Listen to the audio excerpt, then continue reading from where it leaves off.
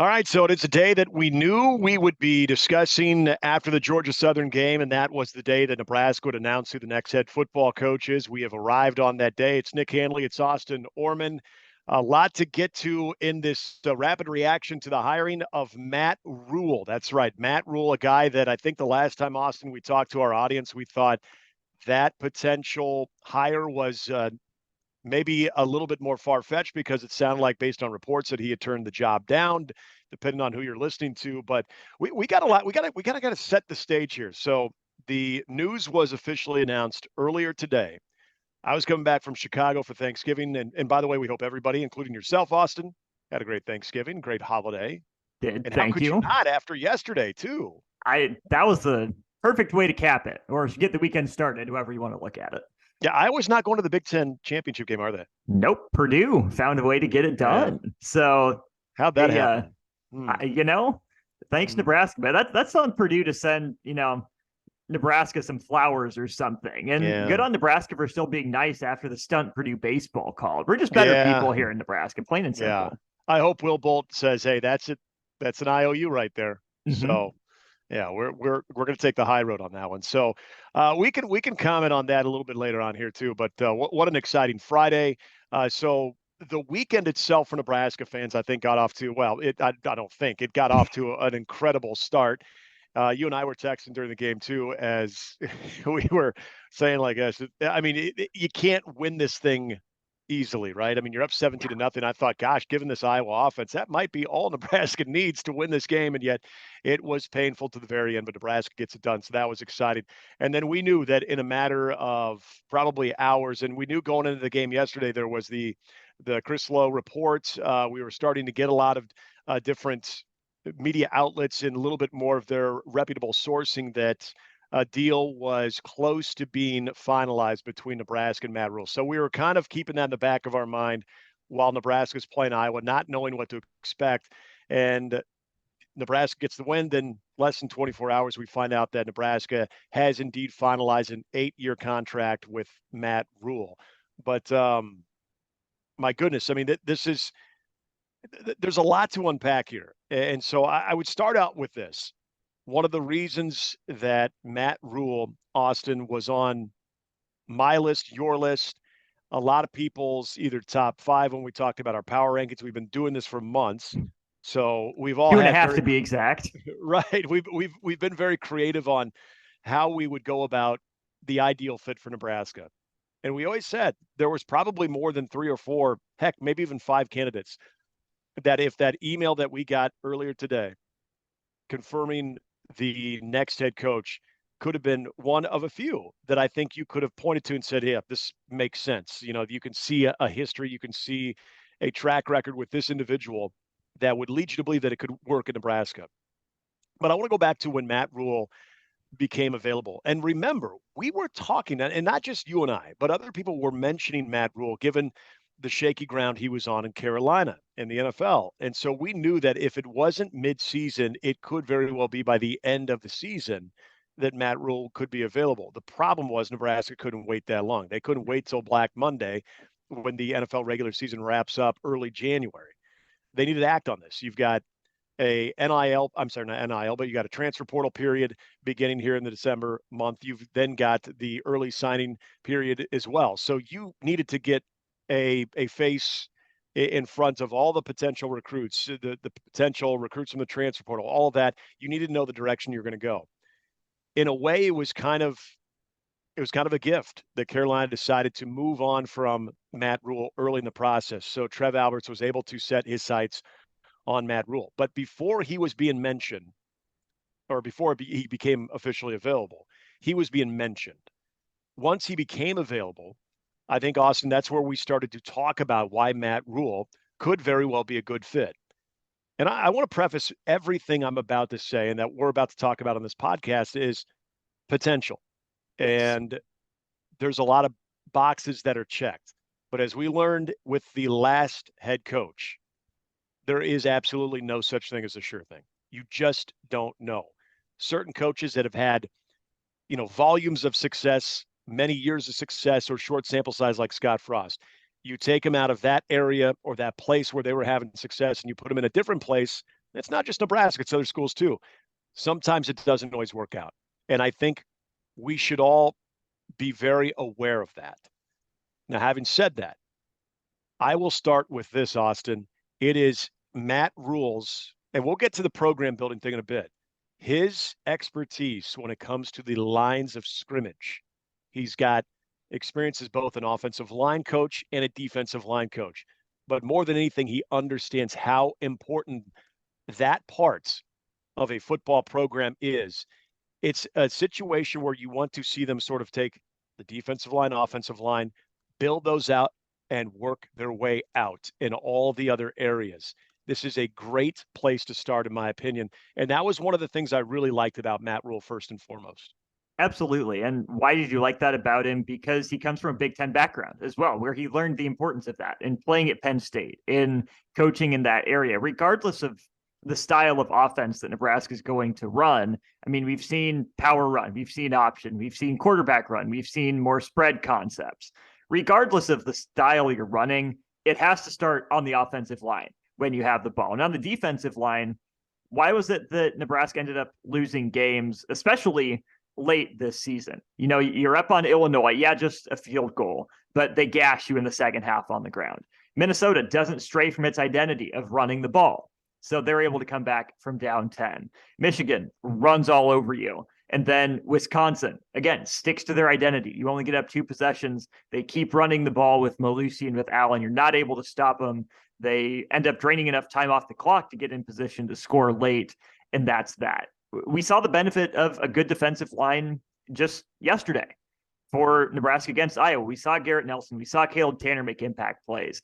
Colton Feast had a hurry or two. Ty Robinson was in the backfield from time to time. It has to start there, regardless of the next moves for coordinators or of styles. Ohio State, Michigan, Penn State don't have bad lines. And even the teams that had, down years for them this year in Wisconsin, in Iowa, even Minnesota, who, I think I would say underachieved, given they thought we were going to take that step forward, or could at least, to winning the Big Ten West. It started up front with them every year for a long time. And Matt RHULE having that expertise, even if the divisions go away, it doesn't matter if the divisions are going away, because good offensive lines and good defensive lines play regardless of divisional or conference alignment. Again, as we continue to discuss, we'll try to give you as much details on the hire as we can. Right now, all we know is it is an 8-year deal. There'll be more discussed on the contract. Scott, Jesus, there I go again. Matt RHULE, thank you. Jeez. Sorry, Matt. Matt RHULE will be introduced to Husker Nation and to the media Monday afternoon at 1:30. We will have that for you on the show beginning at noon, and we will roll right into that coverage and into that press conference. I think it's going to be very interesting to hear not only the particulars of this contract, but I think 8 years. I want to start there, Austin. 8 years tells you, just like we thought, 5 years ago with Scott. 7 years seemed to signal commitment and an understanding that this might take a little bit, and we're aware of that. 8 years to me signals a similar theme, but it's one thing when it's coming from Bill Moose, and it's another when it's coming from Trev Alberts. I think Trev's realistic about not only this program, where it has been, what it has yet to accomplish, really in the Big Ten, but also the changing landscape in the Big Ten, the changing landscape in college football, and how this needs to be nourished, this entire program, including Matt RHULE. We're hearing reports that the assistant salary pool is going to be larger than what Scott Frost had. We still do not know about Mickey Joseph. That's going to be interesting. Maybe we'll know that in the coming days. Maybe that's going to be a little bit longer. I'm not really sure. We do know that a key piece of this year's team will not be back next year in Trey Palmer. He announced pretty shortly after the news came out about Matt RHULE that he was going pro. When you see the type of game that he had yesterday, I don't even know if Mickey Joseph being named the head coach would have kept Trey Palmer in Lincoln. And I kind of feel like a jackass now, Austin, when we were talking about, okay, with 2 games to go, does Trey Palmer get to 1,000 yards? considering the defenses that he was going up against. Just did not think what he needed to do, he would get that. And it turns out he ends up setting the single season receiving yards record and just had a monster game, really against one of the best defenses that Nebraska has seen, and a secondary that I will say, a big shout out to Chad Lysko, Des Moines Register. He said, if the one area of concern for that defense is the cornerback position is very thin. You get away from Moss and DeJean, one of those guys has an injury. That is something to keep your eye on. DeJean goes down early in that game on Friday. Trey Palmer goes off. Again, I'm getting into the Iowa thing, but I want to get back to when Trev does speak to the media on Monday and introducing Matt RHULE. Was he always the guy as soon as he became available? How was that? How did they get to an agreement? What did Trev sell Matt RHULE on this job, and what did Matt RHULE ultimately see this job being a reason to step away from that $40 million guaranteed from Carolina and say, yeah, you know what, I'm going to take on this project, and I want to do it here, as opposed to other situations and other opportunities that he either would have had this year or next year. What about this job was it for him, and what did how did this process sort of shake out and landing on Matt RHULE when it comes to Trev's overall process in finding this guy? I'll start with the Trev side. We heard once Matt RHULE's name popped up really more yesterday before the game that they were trying to, work the deal out, figure out what it was. And I think the 8 years is that security for Matt RHULE, because he wasn't going to come and just, only get Carolina Panthers money. He's going to get that for 4 years, but I think the next 4 years will be the bigger sign of Nebraska's investment in him, the belief that he is the guy, hopefully for the program for the long run. My guess is Matt RHULE was on Trev Alberts' list as soon as he got fired from the Panthers, maybe before. I mean, I'm sure Trev had his ear to the ground. And if you and I were hearing, Matt RHULE could be fired, he's on the hot seat. Right. I'm sure Trev Alberts was at least testing to see if those back channels were open for communication at that point. So it would be my assumption that RHULE was always on the list. I'm sure Trev did his due diligence in, vetting a lot of candidates and talking to the various people he said he would about all these candidates. And I don't think it's just, selection bias or confirmation bias for me to say that Matt RHULE was always high on Trev's list. I think he should have been. And I think if you look at the resume without telling me the guy's name, that's a resume that would be high on the list. From the Matt RHULE side, we heard a little bit on his interview with Game Day this morning. Yeah. He said he didn't just grow up watching or respecting Nebraska. He grew up revering it, based on what that program was. That tells me that he understands jobs like this don't come open all that often, and that he doesn't want this job open again soon. He wants this job for the long run because he knows that this level of support isn't everywhere in college athletics. So for all the work that he had to put in at Temple and at Baylor to build that infrastructure, yeah, he's got to tie up some loose ends. Yeah, he's got to do some remodeling with the behind the scenes, I'm sure. But he's not, building everything behind the scenes like he seemed to need to do at those other two programs. He also said that it just felt like it was the right place for him because he couldn't really develop in the NFL, right? That's more game management. It's more play calling. And Matt RHULE said he's more about, getting his hands dirty in working with the guys. And that's what Nebraska needs right now is a lot more of that player development. I think he'll be still a solid recruiter, but Michael Bruntz, guest we have on the show quite a bit, put out a piece from his time at Baylor and how he goes about recruiting guys. They're athletic and they're raw. And Matt RHULE is among the guys working with them. He's not just delegating to assistants.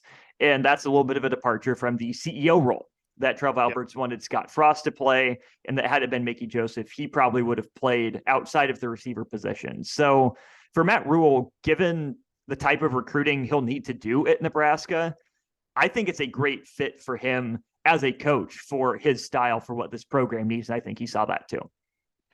It was interesting. As I was making my way out to Chicago, I was shooting you some texts because we definitely heard Matt RHULE was back in play. And we kind of heard that as we left the air on Tuesday. But kind of, again, on who you maybe trust. And there's a couple of sources and credible media members, guys that we have on the show that I do trust, and that, we conversate off the air as well. The name Luke Fickell kept getting brought up, and I don't think that was a smokescreen. I truly don't. Now, I expect Trev to say they were zeroed in on Matt RHULE. Dare I say, if they were unable to come to terms, was Luke Fickell possibly in play, or did maybe some interest from Luke Fickell, whether it was mutual interest, it was one-sided, either between, Nebraska for Luke or Luke for Nebraska, whatever. I would think that anytime Luke Fickell is interested in you as a college football program and you have a vacancy, you're probably at least somewhat interested. That is the name that once it was sort of brought up, all of a sudden the Matt RHULE momentum picked right back up. And I don't know, again, if that's just a product of we really didn't know what was going on. But it was very odd from people that I believe and that I trust in this business that said Luke Fickell's name was more than just people throwing that out there. There very well could have been something to that name. And did his name ultimately get this deal done with Nebraska and Matt RHULE? I don't know, but it was very interesting when that name just seemed to be more than just a, hey, what about this guy? That you got more into the Matt RHULE deal. And obviously, as we were getting closer to the end of the season, you knew somebody was going to be connected to Nebraska with more than just, hey, yeah, they've talked. But I thought it was interesting. I had a few people ask me over the weekend before it was official. I guess not the weekend, but leading up to the weekend, before it was official, saying, well, what do you think? And I said, my gut tells me that Matt RHULE is very much in play again, but don't be shocked about Luke Fickell. And we knew that there was always going to be that potential for Trev to not only swing for the fences, but do so in a way that it wouldn't just be some, just take your best shot, playing 500, you're throwing the ball and hoping, that it hoping for a prayer. But there could be some calculation to a big name hire. And when Luke Fickell's name started being brought up, that to me felt like you and I were even talking like that's the guy we brought him up early because would he really leave for Nebraska? Didn't think he was gettable. All of a sudden, it almost sounded like maybe he was more of a realistic candidate. I don't know. That name out of all this is really, I found to be very intriguing given the timing when we started hearing his name. Right. So going back to the start of the week, when we heard Matt RHULE was out of the running, and maybe it was Luke Fickell who was in, we've heard so much and so little at the same time that I wasn't ready to rule anyone out. Yes, exactly. Or, discount anyone's chances, say absolutely no way, they're not looking at that guy. But I also wasn't, willing to say, oh yeah, they're definitely in on this guy, because we were hearing, again, so much and so little. Fickell was a guy I didn't think was gettable. And when his name started popping back up again, my gut told me that was just, we're just kind of circling back to the start of the conversation. It's late in the season. We don't have a lot of news. So maybe there's a little more to it this time, but I'm not sure. Fickell's a guy that I think would have been good, could have been good. I think what he has over Matt RHULE is that he's been in the college game the whole time. He didn't take those couple gap years like Matt RHULE did. So he's, worked with the transfer portal. I don't know what Cincinnati's NIL operation is like, but he's at least, worked with that to some degree. But Matt RHULE was more available. And that's not the reason Nebraska got Matt RHULE, because he was more available. I really think he was high on Nebraska's list. But Fickell, I think, would have been an interesting, very similar, but a little different twist on RHULE. Yeah. I'm glad you brought up Luke Fickell and any other coach that had been coaching the last 3 years, and real quickly, I want to address this because this, again, coming from anybody who follows Mitch Sherman. We have him on every Monday. We'll have him on again this Monday. Well, maybe.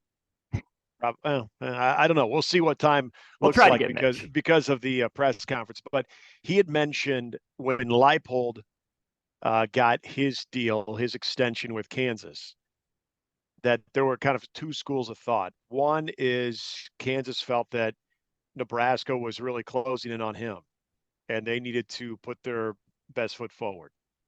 or two, Lance Leipold realized that he was not a strong candidate or serious candidate for both the Nebraska and the Wisconsin job, and that extension had always been on the table, and that he decided, okay, now's the time to sign this to commit to Kansas. According to Mitch and his sources, he's hearing it was the latter. He was hearing that they weren't, obviously Nebraska wasn't, and it wasn't a matter of Wisconsin, where Leipold realized, okay, maybe those are the two that he was really going to strongly consider if they came knocking. It didn't. And so he's going to make that commitment to Kansas. And great for Kansas, great for Lance Leipold. But for anybody who, when you saw the extension, thought, oh my gosh, I know we had a few folks, kind of refer to the Bill Callahan, the Steve Peterson coaching search, and are we getting turned down left and right? Well, clearly that wasn't the case. But I think when Lance Leipold took the extension, I think some people thought, oh gosh, he's choosing Kansas over Nebraska. Where the hell is this thing going? It sounds like he realized he wasn't a serious candidate for Nebraska or for Wisconsin, so he committed to Kansas. Which is fine. That's good for him. I think that's good for Nebraska. And even if he had turned Nebraska down, you don't complain with Lance Leipold. I don't think you complain with Matt Rhule. The Wisconsin one is interesting to me. It's hard to say they underachieved when they fire their coach mid-season. They still make a bowl game. Mm-hmm. I mean, that's still something. It's better than Nebraska did in a very similar circumstance. I don't know what Jim Leonhard proved. I still would have, trusted Lance Leipold more if I was Wisconsin, given his ties, given his head coaching experience. But that just tells you just how in love Wisconsin must be with Jim Leonhard, that Lance Leipold didn't feel like he was a serious candidate there. And then Nebraska seemed like it was backing away from him a little bit to go after Matt Rhule, more than likely. So Lance Leipold's still a good coach. I think this, works out the best for Kansas, that they get to keep their guy. I don't think it's that Lance Leipold isn't, good enough for either of those two universities that didn't go after him more. Maybe the timing just wasn't right for those schools. Clearly it wasn't for Nebraska. I do want to bring up the Matt Rhule thing also, as we kind of talk about the candidates and the ones that all were current coaches compared to the one Nebraska ultimately landed on, who spent time in the NFL. I think we'd be foolish to dismiss the time of the college football game that Matt Rhule was not a part of when he was at Carolina. And that is NIL. That is the transfer portal being what it is now compared to what it was when Matt Rhule went over to the NFL. It's different. It's very different. And this is why I do think if there is a concern, to be fair, I think that is one that I will be curious to see how Matt Rhule navigates. Now, what I do like, what I'm hearing, is that there is a bigger pool of money for the assistant coaches. I feel very confident that Matt Rhule is going to build a staff that has been in it, been in the college football part of it, has had to deal with it, has had to deal with roster management, who's had to understand the benefits of NIL, but also the things that are going to keep coaches up at night, every night. And that part of the college game doesn't change. Look, college coaches were up every night for so many different reasons. So this is just a new one. But this is where, again, I go back to the value, which we all know there's value with Mickey Joseph. But coaches like that, coaches that have embraced that part of it, understanding that you can build a roster a lot quicker. But the fact that Matt Rhule didn't have direct experience as a head coach during this pivotal time in college football, to me, is something to keep your eye on. Absolutely. Those are my two biggest concerns with him. Does he understand how to work with NIL and relate to players when it comes to dealing with that? And even the transfer portal, obviously it was around when he was at Temple and when he was at Baylor, but not to this level, not to the same degree. Here's what I think helps offset those two concerns that I have, that he'll have to work through. He'll have to prove that they shouldn't be concerns. But I think Nebraska has good NIL infrastructure. Mm-hmm. I think there are a lot of people in that space for Matt Rhule to allocate that to work alongside, to bring him up to speed with. So I think having that in place will help lessen the curve for Matt Rhule as it comes to learning. And then in recruiting, in the transfer portal, this is where I think the loss of Mickey Joseph is something a lot of people are thinking to be the worst area in recruiting, in building those relationships. And probably true. Mickey seemed like he was awesome at it in, restoring relationships around the state. He was key in, getting Trey Palmer and Casey Thompson, rather, to Nebraska. Sorry, I'm referring to Matt RHULE, Scott Frost a couple times, so I don't know. Fair enough. Sorry. Hopefully I'm not foreshadowing anything. No kidding. So yeah, obviously Mickey Joseph proved his value in recruiting, and Mickey was very relational based on those relationships. He always touted that with those guys. From what I've read the last few days, and this isn't just about Matt RHULE now, this was going back to his time at Temple and at Baylor. He's very much the same way Mickey was. One of the stories The Athletic wrote about him said at Baylor and then in Carolina too, open door policy. He wanted to get to know the players, and it's about trust. So he would have his door open, he'd order Popeyes, and they'd watch Monday Night Football together if they weren't playing in it. Little stuff like that. So maybe it's not the same way that Mickey Joseph goes about it, but I do think that we know what Mickey Joseph is as a recruiter. And I think Matt RHULE is going to be very similar. I mean, I brought this point up as I've talked about Matt RHULE over the last month or so. He barnstormed Texas for Baylor. It's one thing if he was the head coach and remember where Baylor was too. He barnstormed Texas for Baylor. This wasn't, but they were really good. No, that was what you couldn't have, other than what happened at Penn State with the Sandusky scandal, you could not have had a bigger stink on a program that Matt RHULE inherited. And as you mentioned, barnstorming Texas, despite all that, is definitely worth mentioning. Right. So he did that at Baylor at that point in that program's history. It's one thing if you're, doing it at Texas or at TCU when you're a little in vogue, or even Houston to some degree. If you're doing that at Baylor, you think he can't do that in Nebraska? You really don't think he can do that? Yeah. I mean, Mickey played here. He wore the N. But I don't think the work that Mickey Joseph did is all for naught. And I think Matt RHULE can do very much the same thing. We just haven't seen him do it yet, but his track record suggests to me that he can. I've always said this when it came to the day that Scott Frost got fired. And even when you kind of saw the writing on the wall, that we've always kind of joked about it. And look, I understand there was a belief that if Scott Frost can't get it done, then who can? You and I laughed at that. And I think a lot of people who understand college football and understand how these things work, regardless of the program, that there's always the right hire out there. Maybe Nebraska got him today. Maybe they did. We're going to find out. But that guy does always exist.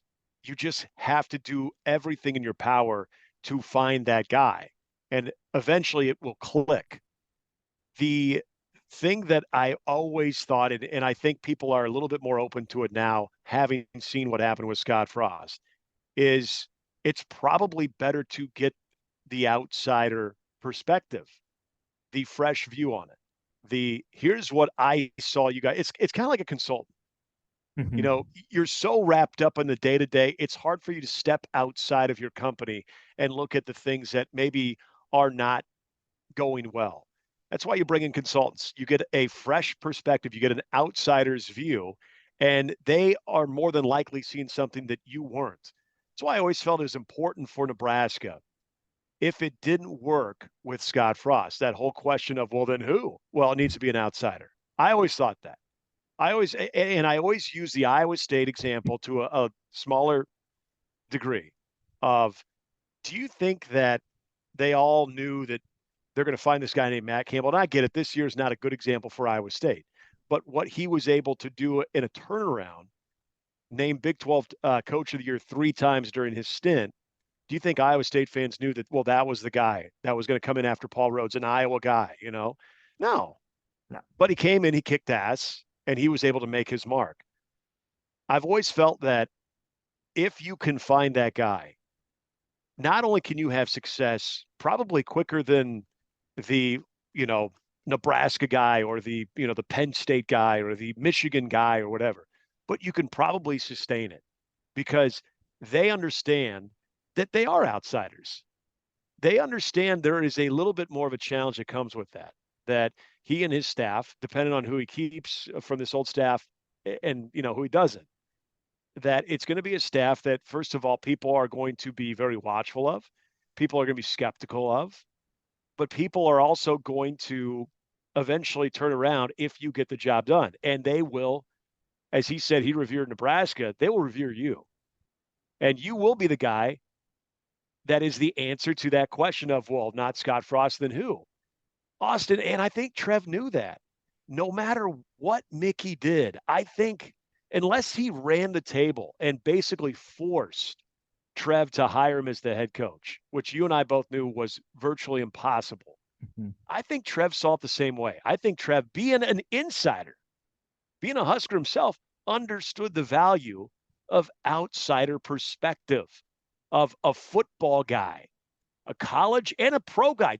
And for people who think, well, the pro thing, oh gosh, Bill Callahan, Fred Hoiberg. Right. And you know what? Bill Callahan didn't have that success in the college game before he went to the pros. The thing is, there is some value to even his failures in Carolina. It's not the same type of failure that Urban Meyer had a year ago. It has nothing to do with, player mistreatment and belittling people. He failed. And if there's anything that we've kind of picked up from Matt RHULE along the way, is that not only is he going to lean on his successes that he's had as a college coach, but he's also going to embrace the failures that he had at the pro game. So I don't even necessarily look at what happened in Carolina as I don't know if I like this. Actually, I think that's part of the growth process, and I'm excited to see what this next version of Matt RHULE as the college football coach looks like. Absolutely. At the time, it was the logical next step. When you have that much NFL interest and someone is willing to pay you that much money to go coach in the pros, you go coach in the pros. What did he learn in the NFL? You need a quarterback. I'm sure he knew that before, but quarterback play doomed him. He didn't have a chance over just a couple of years to really make the roster, I think, the way he wanted. The Panthers were okay on the lines, not as good as I'm sure he, would have liked. But the other, I think, value in the NFL portion of Matt RHULE's career is less so the record. Yeah, it happened, but I don't think that changes anything about how he coaches in college. Outside of maybe how he recruits, what are NFL scouts looking at? What are NFL teams valuing? What's the direction the league is trending in terms of scheme, in terms of, athletic traits? Yep. Can Matt RHULE target those guys? Can he develop those guys and say, hey, I've been in the league. I know where it's heading. Come here and I'm your best shot to get you to the next level. I think that could be huge in recruiting. Yeah. Hey, no one ever talks about Nick Saban. And for a guy that was, below average as a head coach in the NFL, the Miami Dolphins, no one ever talks about that experience, maybe being the turnaround for Nick Saban as well. It can be, as long as you are the right type of individual that can kind of embrace that failure, as opposed to, not even mention it because it kind of chips away at your ego. And there's some that are like that as well. I get that. I'm hoping, and I don't feel like Matt RHULE would be that guy, but I'm hoping he's not.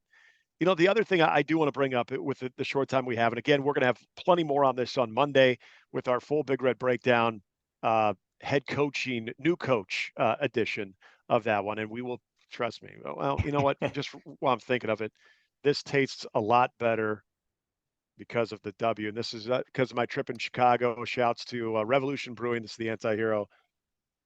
It looks like Kool-Aid to me. That's victory right there. That's 24-17 over the Hawks. That's what that is. But also, I'm drinking that because I do think at the end of the day, this is a good hire. I think that, if people want to give this a grade, I'll never give an A+ because the plus will have to be earned in the next coming years. But as far as the boxes that are checked off, and what I do think Matt RHULE brings to the table, I think the fact that he is willing to, as you mentioned earlier, get his hands dirty, wants to teach. The one thing this program, we could talk about line of scrimmage play until we're blue in the face, and it's a big part of it. But what we can also all agree on, whether it's line of scrimmage play, skill position, every position you can think of, is development, consistent development, to see a collection of guys come into the program a certain way and leave so much better off because they were developed. You look at even the most modest teams that have raised, as we talk about, raise that floor. Worst case scenario, if they have a bad year at 6 or 7 wins, but they can reach for bigger things, is because they have an identity. And it's because there is development taking place. And if they, meaning Matt RHULE and his coaching staff, whether Mickey Joseph is a part of this or not, if they can develop that, I think this is going to be back to a product that people are going to get behind, be realistically excited about, not just because our heart tells us we have to be excited no matter what, but we will see tangible evidence of reasons to get excited about this program. We're here at the end of the season and there's a new coach hired, and let's get him back out there again. Come on. What are we waiting for already? Get out there and play a game. That's where I'm at with it. But it's funny you bring up the grade. We posted a tweet at AM 590 ESPN Radio. It's going to run through the weekend. We made it a couple days long, so you can still get your vote in if you haven't yet. We're right at 300 votes. 43% give it an A, 40% a B, 11% a C, and 6% a D.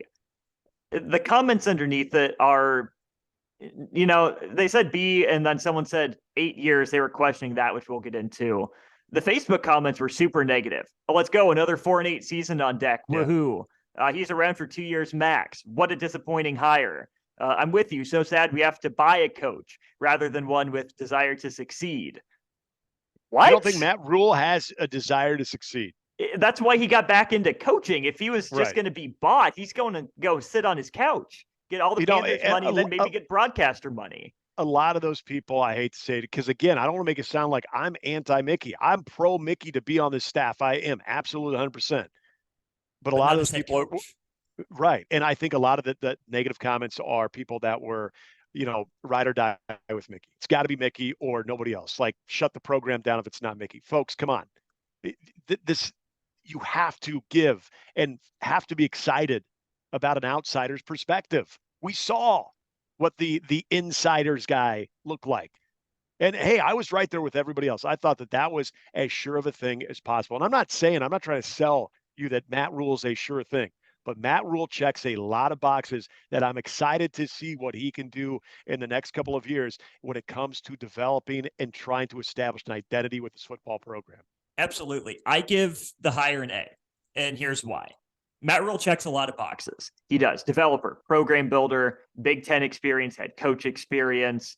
Seems like a good fit personality-wise. And the boxes that I'm not sure he checks yet in NIL and transfer portal are boxes that I think can very easily be checked off with the right help and with a year or two of learning and growing on the job. Giving the hire an A also comes from the process that Trev went through. I give the process that Trev had an A+. I think he identified the right guy at the right time who just so happened to be available. It didn't take a lot of drama in the coaching search. It worked out well for Nebraska that, it was loud but quiet, a lot being said, but nothing being said. So the process is an A+. I think you land on a guy that checks a lot of the most relevant boxes, and the ones he doesn't, I think very easily can be within a couple of years. So I whether or not, whatever the name was, if you give me a blind resume, that's an A resume, and it's hard to complain with the candidate Nebraska landed on. Yeah. And now the next question is, what does the staff look like? And again, is Mickey going to be a part of this or not? That is a big part of this thing moving forward. We'll see. Either way, excited to hear what Matt RHULE has to say Monday afternoon, what Trev Alberts has to say, and, landing to a place where those two could come to an agreement. It's going to be very fascinating. We're going to have that for you live Monday at 1:30 on the Nick Handley Show. So we hope you will tune in to that. We will have a lot of reaction. And yes, we will carve out plenty of time to finally have our moment of gloating to our friends across the river. I'm going to be insufferable, warning you now. And that's fine because, my God, we've waited long enough for it. But if you're going to go 4-8, hey, that's the way to go, 4-8 right there. And again, a big congratulations to Trey Palmer, who is declaring for the NFL.